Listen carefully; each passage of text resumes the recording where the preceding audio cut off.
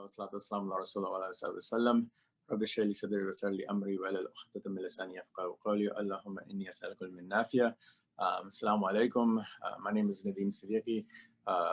I'm one of the faculty members at Tayseer, and I'm an activist in the Muslim community. I was born in Brooklyn and moved to Tennessee in 1977 and been there ever since. Was raised here, went to UTK. I'm part of that crew over there, and I've met a lot of you guys in Nashville and Memphis through our years, and even for the folks in Dallas, met a lot of you folks through the years just interacting. So it's good to see that intersectionality continue. Today I'm talking about talent and talent building and team building and that whole genre, if you will. And I'm just going to lump the whole thing together. A lot of you guys are familiar with it. And, at the risk of being redundant, I'm going to try to just pick out a few of those points and maybe open it up to some Q&A. You're welcome to ask any questions in the chat. If you have anything, just throw it out there and we'll try to address it. The reason, we're starting with this topic, wallahu alam, and also just the reason it's a major point in our curriculum in the activism or tajdeed class in the seminary. And we speak about it at all of our organizations. Like, it's almost one of the first things we talk about after, the why. After the why, when we get into the how, Sheikh Hassan likes to say, the messenger was the message. And to speak to that was that the embodiment of the message was the messenger, and the embodiment was the tool or the mechanism or the method behind which the message itself spread. And I would say that that's not untrue today in each one of you, meaning each of you who are in this space doing this work is a messenger of the messenger, right? You're a messenger of the messenger, sallallahu alaihi wasallam, and you're a messenger of the message. You're the recipient, the inheritor of that. That's why you're in this thread. That's why you're in this Zoom, call, this meeting, this collection, this, whatever it may be. It is, this majlis is a majlis of trying to do better for Fillah, trying to do better for the sake of Allah, trying to do better in reviving the Quran and the Sunnah, trying to do better for the Prophet ﷺ. And one of the major vehicles behind that is the team and the aspects of the team and the community. And I say the word team that can be interchanged with the Jama'at, or interchanged with community, or interchanged with the Majlis, or interchanged with interchange with Sahaba, like the companionship that we have today. All of that is interchangeable terminology. And I would take this moment just to say that the terminology does matter, in the sense that the more we can, imbue with prophetic terminology and kind of, distinguish in the connotations of the words that we use from, say, corporate America or from other methodologies, the more we create a real identity of what we are in the first place. So we'll get to that aspect of it a little bit later. But I will say that, just to use a very, crude example, the outcomes many times are predetermined by the beginnings. Sometimes the beginnings influence the endings in so many ways that you can't undo it. The way the intention started, or the way the project started, or the way that we selected the initial group of folks, it will send it on a trajectory that's unchangeable. Just like if you were going on a trip, the people on that trip with you will affect that trip in ways that you can't imagine, and you can't quantify. And the decisions you make early on, you can't undo them. The direction in which you travel and the which way you go and the modes of transportation that you use, all of those things are, set at the beginning. And once you start, it's hard. Now you can modify, absolutely, but just know that they're extremely important. And when we look at the team, I would say that the quality of, for example, any project is going to be reflected in the quality, the subjective quality of that team. And I say that because, we all have different priorities and different ideas and different preferences and different opinions. And so it wouldn't be fair for us to judge each other's projects in that regard. There is an absolute quality that's not as subjective, which is how true to the values of the Prophet ﷺ, how true to the values of the Quran is the project. That's there. But we all have different, manifestations of that. We have different even opinions on that many times, when we look at that, and that's a case for the fuqaha to talk about. But in terms of, everyone's personality is so different, as our brother who was talking about the Sahaba project mentioned. The Sahaba were very different, they had different personalities. What's fascinating, and that's something to look very closely at, is just think about the names in the seerah. Just think about those names. Like, give me some names of the seerah. You know, we know the Prophet ﷺ, but give me some other names if you can in the chat. Tell me who are these people and what type of giants are we dealing with? Makes sense when we're talking about Umar al-Khattab or Abu Bakr Siddiq or Abu Ubaidah bin Jarrah, or we're talking about Abdurrahman ibn Auf or Abu Huraira or Bilal. You know, there's just an endless. Yes, please just list them out there. List them out there because it's not going to be a small point. You know, just please put as many as you can. And I would say that, look, the outcome of the project of the prophetic community is really transforming people, but at the heart of it, it's the people, right? The message is a message to some group of people, and those people are the carriers of that message. And who those carriers are extremely affects the message itself. The carriers of the message affects the message. The carriers of the project affect the project. So we use a word like curate. You know, ultimately, when you are building these teams, in 901 Ummah, you probably know this a little bit from your basketball tournament in teams and whatnot, that those teams and how they're selected has a huge impact on the outcomes of those tournaments, right? Like whoever's on which team, you know, whether you have this or that or the other, skill set wise, it affects the teams, and that everyone's trying to load their team with talent to make sure they have the best chance possible. There is something to be said about recreation. There's something to be said about just doing things for fun. And there's something to be said that when the stakes are extremely high, and accountability matters tremendously and results matter tremendously, and with a lot or all the results, that there's a certain amount of ihsan that is required in excellence and sincerity in making sure that those pieces are in place in a really good way. So the first point, you know, that I would like to just emphasize, and if that's the only thing you get from me, you know, and you never come to Tayseer, it would be sufficient, is that curate that team extremely wisely. And you see this in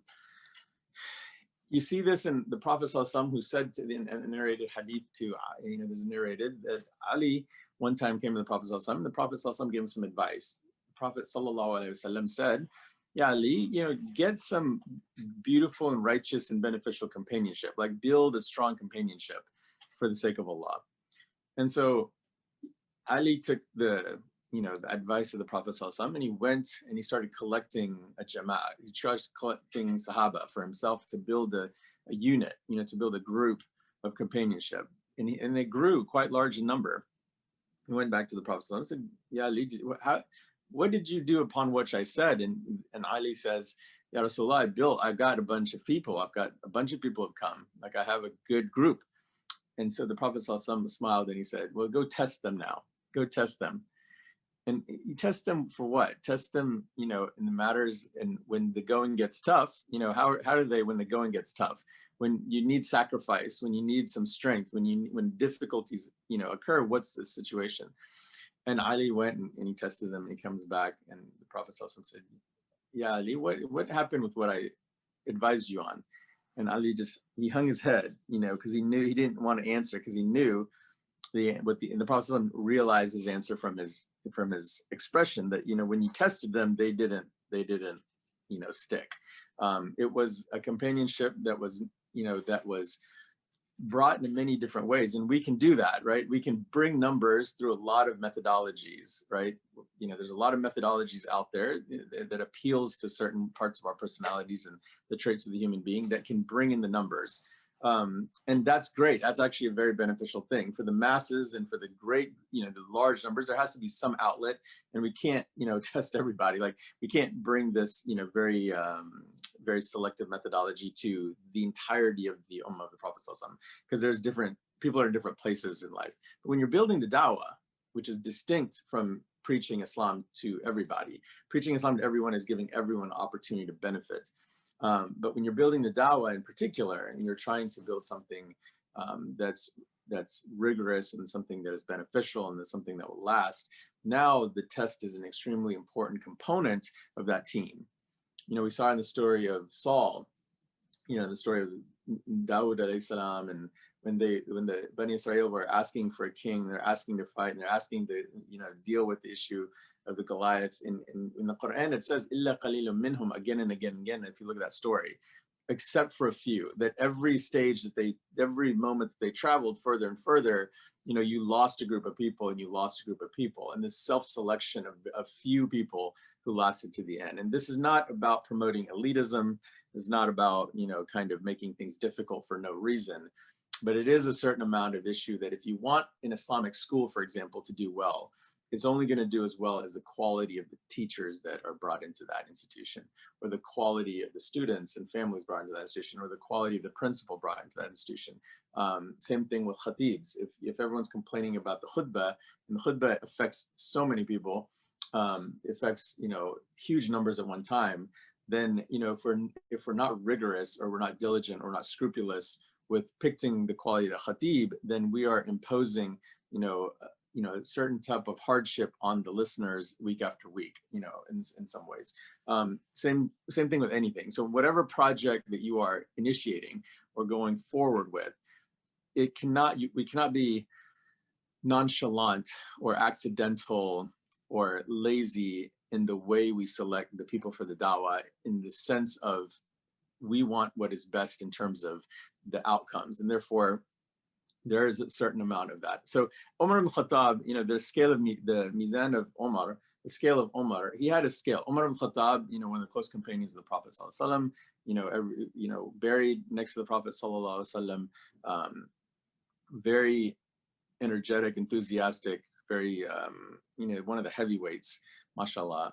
They're all heavyweights, but mashallah.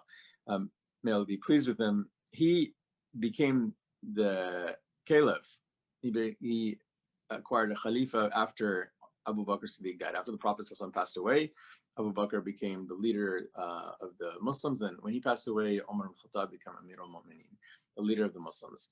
And Umar used to have, you know, used to be very cognizant of this issue of team and talent and campaign and leadership and how to assign it and whatnot.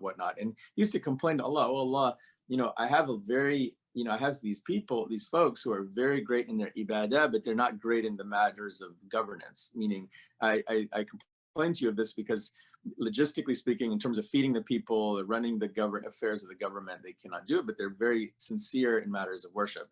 We saw this delineation in which there's this opportunity between what is that characteristic that he's looking for. And he used to say, I wish that I had a room full of Abu Ubaidah ibn Jarrah. And Abu Ubaidah ibn Jarrah was the one who took over from the Saif Allah, from the sword of Allah, the military rulership, because he's extremely competent. So what was the scale of Omar? What was the scale of Omar? Is anyone here familiar with this or wants to answer about the scale of Omar? I would hope that our Tayseer graduates would be able to answer this. But the scale of Omar had three characteristics he was looking for. And one of those characteristics was precedence. He wanted to know how far back did you join the Prophet ﷺ. He would rank that in terms of whether he would assign you authority or benefit. He was looking at when did you arrive in the da'wah? Have you been with this project for 10 years, 5 years, 2 years, 6 months, a week? And that would give him some visibility as to the appropriateness of where to assign you. You know, he would say, well, you were a part of the migration, you were at Badr, you're at Uhud, you're at Khandaq. So he would realize that these are important milestones, and therefore you would assign, you know, some great increase in the rank in that level. Similarly, you know, if you just joined a couple minutes ago, it would be very difficult. Can you guys hear me? I think we have an audio. We lost audio. You can hear you. Okay, so the issue is he would look at that because he would say, look, you just got here. Maybe you're not completely up to date and up to speed on the politics or on the history or on the culture or on the priorities or the values. Therefore, sit tight is still early. Those who had been there longer, he would give precedence to that, right? And we'll come back to this statement when it comes to matter of succession in particular. Because sometimes there's a premature desire for succession, like premature, but we'll come to that. The second major characteristic is, what is your share with Allah? What does he mean by share with Allah? What is your share with Allah? What he means by that is, how much are you committed to the actual ubudiyyah of Allah and to the spiritual connection to Allah in matters of salah and fasting and qiyam and dhikr. Meaning, if we have all this logistical prowess, but we don't have those other attributes, then it's difficult to assume leadership in the dawah. To assume leadership, and in fact, it is a disqualifier in some ways, meaning if we're really excellent logistically, but at the end of the day, we can find ourselves in the space in which, we don't actually know the priorities, in the sense that what is the priority in terms of the dawah? The dawah priority isn't to assimilate. The dawah is not about assimilation or to acclimate or to have Muslim cultural identity. The dawah is about reminding people of the akhirah in the Quran and the Sunnah and the way of the Prophet ﷺ as a model versus other models. So whether secularism is a model, or democracy is a model, or capitalism is a model, or materialism is a model, or Western civilization is a model. And it's not that we can't borrow and we can't exist. It's simply that when it comes to value systems, and that's a different discussion, we can't have that today, it's too long, but the value systems of society, what value systems are we promoting? It's very easy sometimes to look at corporate America because of its dominance, and we look at Western civilization because of its current dominance, that we can sometimes borrow ideas, and sometimes those things are great, matters of logistics, and sometimes those things are detrimental in matters of the lens by which we see the world. So it's very important for Umar al-Khattab that if you were in the dawah and you were seeking to build teams, seeking to build groups of people who would make decisions for the ummah and influence the future of Islam by promoting certain things, that those people will be very much self-aware in matters of spiritual connection, that they're up in qiyam with Allah, they're doing their dhikr, their la ilaha illallah is wet on their tongues, and these things, they're in the masjid for Fajr and Isha and on and on and on. Not perfect, we're not looking for perfection, but those things are at least understood to be a high priority. The third thing is competence. There's a lot of people who are enthusiastic, but they're unable to do it well. And therefore, Umar al-Khattab, is like, Jazakallah khair, thank you so much. But at the end of the day, if you're unable to deliver results, meaning feed the people, the requirements, if you're in leadership and you fail, like if you're in, for example, running Islamic school and you're not doing a good job, you can affect the future lives of these kids by, dropping the ball in matters of culture, dropping the ball in matters of competency, and they may hate the school, they may hate Islam because we're not doing a good job in matters of those things, and so sometimes enthusiasm or wanting to do something isn't the right reason to do it. If a muezzin comes and says, I want to give the adhan, it's important that we pick the adhan with a beautiful voice because it's affecting all the people. My desire to give the adhan may not necessarily qualify me to give it, for example. And this is a difficult pill to swallow. This discussion, even, to be totally honest, is a difficult pill to swallow because it basically creates, a system where you are in fact elevating certain things, and it's not the democratic apparatus that we see so prevalent, which is everyone buying in and everyone being equal and all this. Whereas, there is this idea of curating the results and curating outcomes and curating the da'wah so that it properly is reflective that there's a quality control mechanism. When you get into Harvard, you can't get into Harvard just because you want to, right? There is certain quality control issues there. And that's with any great thing, anything that you see that produces high level results, there is a certain amount of that. Now, participation-wise, everyone come to the masjid. Participation-wise, everyone come to the youth programming. Participation-wise, everyone come and join and learn and benefit. But in terms of, organizationally or community or jama'ah or leadership or any of those issues, it's extremely, extremely important to curate. And that's Umar's methodology. Umar's methodology is like that. And if you find, you're having problems, one of the things, and sometimes we fall back to policy and procedure, right? Like sometimes we're like, if this isn't being done right, let's write a procedure to do it right. Hudayfa, let's see what Hudayfa says. Yeah, precedence, yes, number one, good reminder. Number two is I would say number two, I'd write it as share with Allah.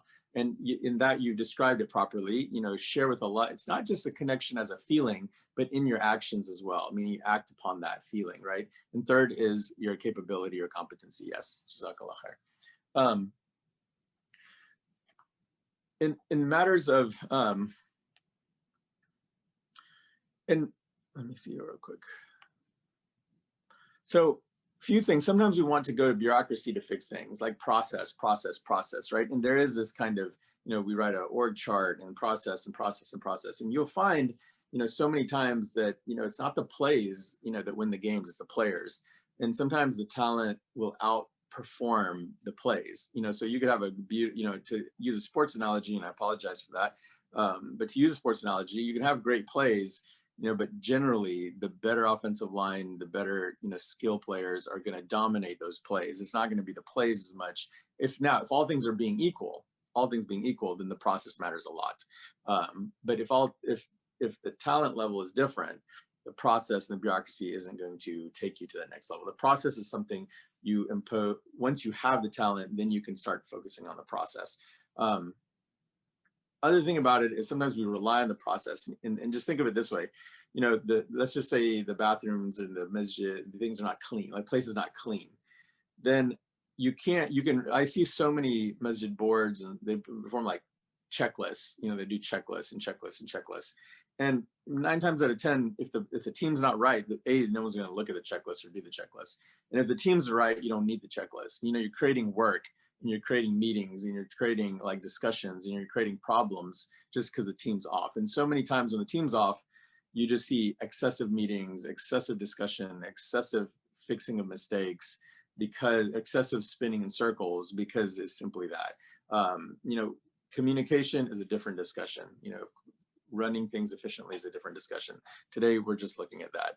I'm going to switch gears just for a second, and then I'll stop and take some Q&A because my time is limited. But one thing is, write down right now, and here's the thing, this is where there's some flexibility. The Sahaba were different, okay? Ibn Abbas, Ibn Masud, Ibn Umar, Umar al-Khattab, Uthman, all, may God be pleased with them all, they're all very different personality-wise, meaning we're not talking necessarily about the fact that it has to be a certain way, right? Like there are people who are more logistically inclined, there are people who are more artistically inclined, there are people who are more mathematically inclined, people who are more, humanities inclined, and on and on and on. And some people have a tighter, more organized, and some people are more, philosophical. And so there's room for all that. In fact, you need it. People don't have to be diverse, but teams have to be very diverse. People don't have to be, but teams have to be. So you can come with your personality and all that. What you saw there on those 3 doesn't have an issue of what type of personality. We can have lots of personalities. We definitely need a healthy one though, right? Temperament matters in the sense that toxic or unhealthy or hateful or angry or always mad or always confrontational or always, people who have characteristics like that, that's going to cause a huge amount of dysfunction, and that has to be weeded out, or it has to be subdued through the saluk or through the dawah.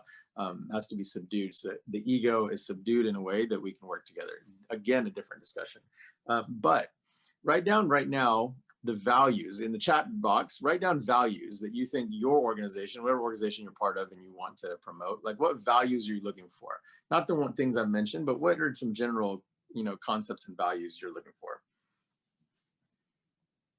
When you're building your team, what are you looking for specifically?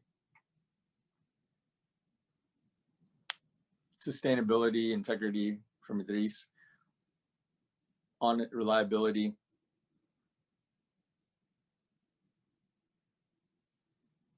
Can the attendees also, okay. Motivation, we'll talk about that in just a second. Let me finish this one and we'll get to motivation, then I'll wrap up, inshallah. The value, whatever values you have to select your team for those values. If a football team wants to play fast, they don't need big, heavy players. They need fast players.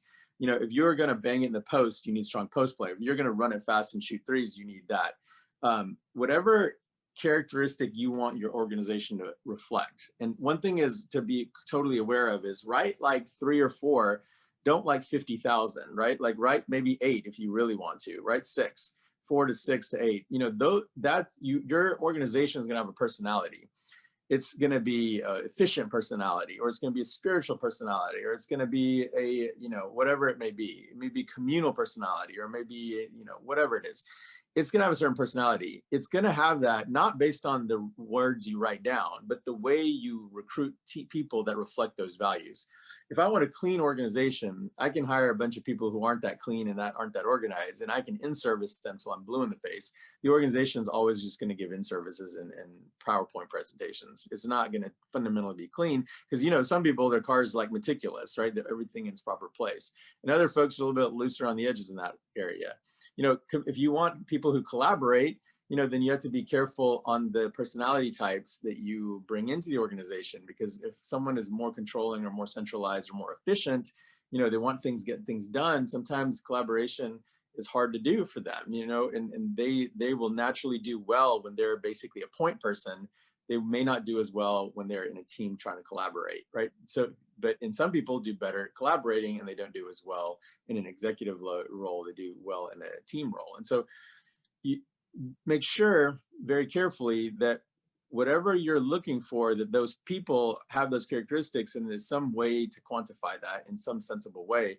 Otherwise, it's just guessing and it's accidental. And if you accidentally bring on a bunch of enthusiastic people, you may wonder why your organization's not going directionally in the way you want it to go. It's because sometimes in that selection process, we're not being very intentional about the culture, and the culture is set by the personality, the aggregate personalities. If you put me, Abdullah, and Asad in a room together, that team is going to have a certain value system that's unspoken, and a certain, if you put Abdullah with Samir in Memphis, and Safi, it's going to have a certain personality to it. It's good. You can write whatever you want. It's just going to naturally have a certain personality.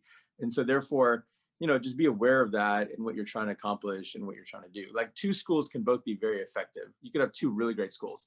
One is extremely artsy and collaborative and STEM, and one is extremely military, military mindset, discipline, and organized. And both are great schools, Sparta and Athens, both, but they're just different. And if you mix and match, you're gonna struggle sometimes. And so it's okay to know who you are, be who you are. It's okay to be Umar al-Khattab, or it's okay to be Uthman.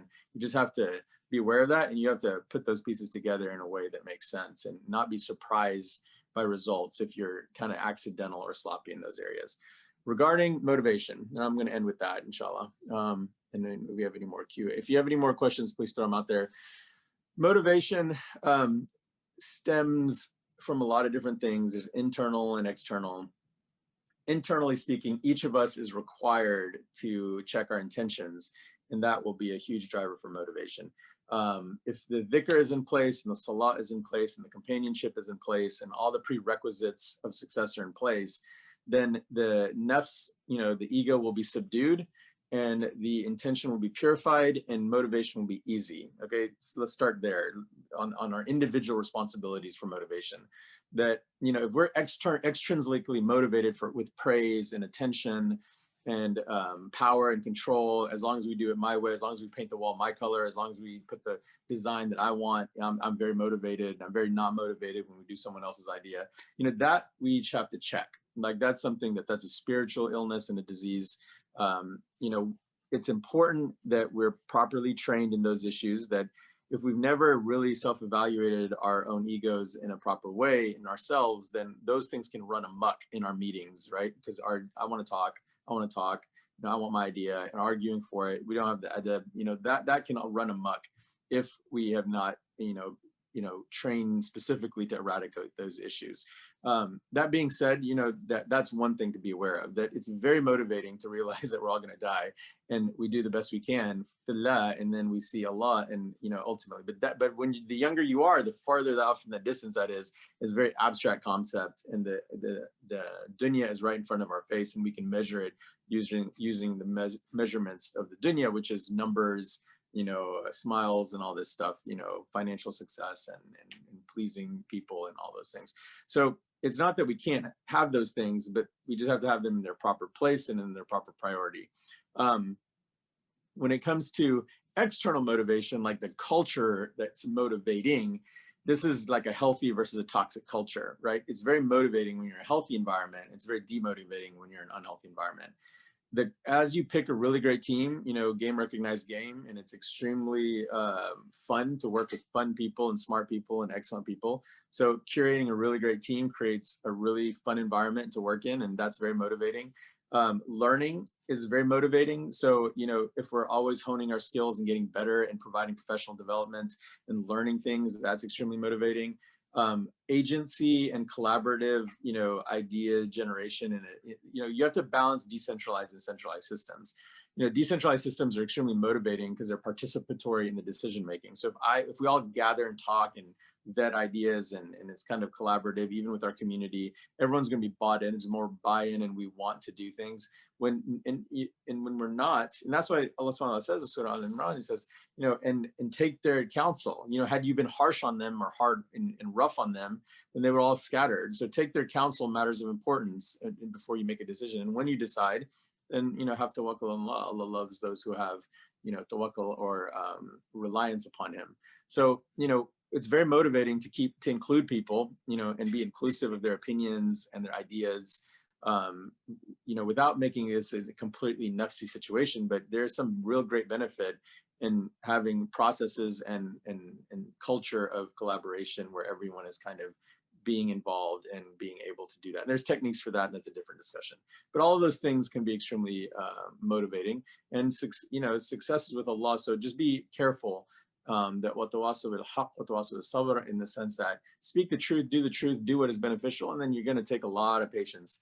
Don't be so flimsy and so disheartened that the minute a hardship comes, we kind of scatter or broken or defeated. The seerah is there to remind us. One of the things it does, it reminds us that look, it was tough. It was a tough slog. It was always difficult. It was never like this just cruise control thing.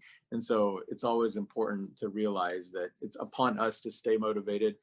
And and if it's a values based thing, then absolutely will be.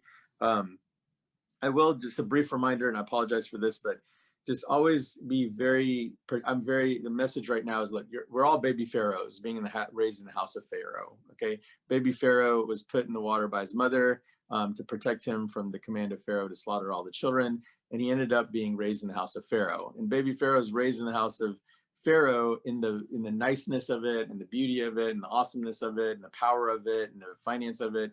And he has to, at some point, make a decision to leave that and to speak truth to power, and to raise an ummah distinct and different from that system. So, I leave us with this idea that, look, we're all baby Musas right now. We just need to be very careful that we don't drink the Kool-Aid of the Pharaoh, and we get hook, line, and sinker into that. That identity, of Muslim identity, is a thing that can either be cultural or values-based or beliefs-based. And just let's make sure that we're paying attention to that.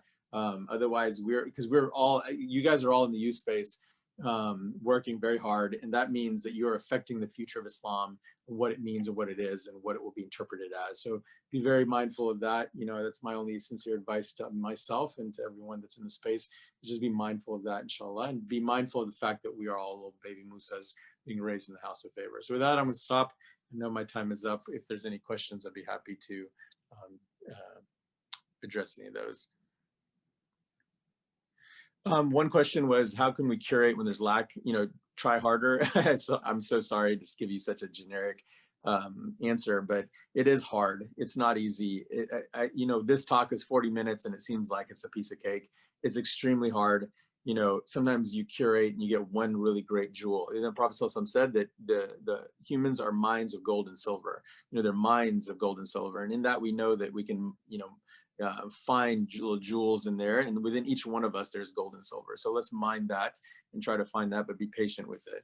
If you're in an administrative position and unable to be selective when finding team members based off personalities, because you just need that is one of the great dangers. So if you're in an admin position, unable to find team members based off personalities because you just need, that's where we're in that downward spiral where everything is, we're just hiring to put heads in beds or get feet on the ground or have a hot body to do something. And that's when it gets very chaotic. So if you are making a move that is very utilitarian, just know that that's a temporary move. Just be very mindful that that's buying you time to make a good move. Don't treat that as the move or the final move. It is hard. And sometimes when you have a dysfunctional culture or organization, it's hard to break the cycle of that. You have to be extremely patient. It's easier to start right than to fix something that's going the wrong way. And so when you are in a situation where you're just trying to fill the crises, then just be very careful, do your best to try to not do that. Recruiting is better than applicants. We have a thing called a virtual bench. A virtual bench is like in basketball when you have a bench, that comes off if someone gets hurt. We have a virtual bench of like 20 people we'd love to hire if we had the money to hire them. Or 20 people we'd love to recruit if we had space for them, but we don't have space right now. So whenever someone goes down or someone leaves or a position opens up, we have 20 to choose from because we've been thinking about this before we needed it.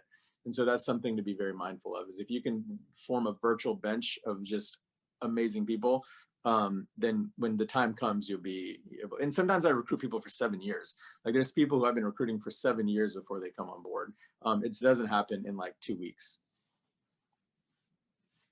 All right, I don't know if I have any more time left or any more questions, but I think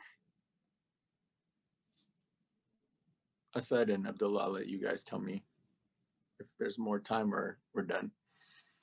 If we are, then I'll close with dua. If there's any more questions or comments or needs, let me know. Baby Moo says, that's right. And I'd love to see you guys. I'll end with this. I'd love to see all of you guys if you're able to join us for a one-year seminary. For those who are activists, I think 1 year, we study a lot of things: biology, chemistry, et cetera, accounting, finance, marketing, software. If you study the religion that's going to take us to the finish line as adults, outside of the force feeding of the parents, I think it's a very beneficial thing to do. Try to spend 1 year. We'd love to have you. If not, we'd love to have you in our summer programs. We're going, for example, this year to backcountry packing. Abdullah's leading that for a week. And so there's a lot of spiritual exercise and discussions we'd have, or join us, online for our, weekly classes, inshallah, and we'll try to talk more about this.